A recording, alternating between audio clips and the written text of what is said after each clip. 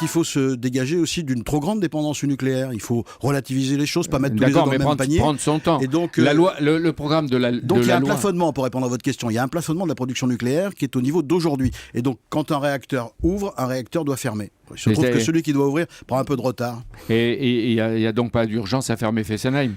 Disons que le premier réacteur qui sera fermé, est-ce que ce sera Fessenheim ou un autre, je ne sais pas, mais en tout état de cause, il faut attendre que le prochain ouvre. Mais le programme de la loi de transition énergétique, est-ce qu'il n'aura pas du mal à être respecté ? Non, pas du tout. Il affirme son urgence, parce que c'est là qu'est la croissance. Si vous voulez, quand on va investir pour faire des économies, et dans le bâtiment, on peut faire de l'ordre de 30 à 40% d'économies. Quand on va investir sur des énergies renouvelables qu'on pourra stocker, quand on va investir quand on pourra les stocker, mais on ne les stocke pas toujours parce qu'elles sont intermittentes, etc. Oui, mais on peut les stocker. On a un système de l'hydrogène décarboné, je pourrais développer, mais c'est un peu compliqué techniquement. On sait faire. Simplement, il faut développer le modèle économique. De même qu'il faut permettre au consommateur d'être un acteur de sa consommation, parce que moins il y a de tension sur le réseau, moins les tarifs augmenteront. Comment on fait ? Parce qu'il y a des solutions pratiques. Qu'est-ce que vous préconisez ? Il y a le logement et le chauffage.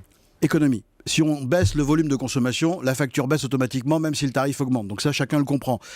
Si on arrête... voitures électriques. Les voitures électriques. Il y a un transfert entre le pétrole et l'électricité. C'est pour ça que l'électricité ne va pas forcément baisser au niveau de la consommation. Vous me disiez tout à l'heure, il faut consommer de l'énergie et de l'électricité à certaines heures plutôt qu'à d'autres. Oui, parce que le réseau, il est sans cesse sous pression, il doit être sans cesse en équilibre.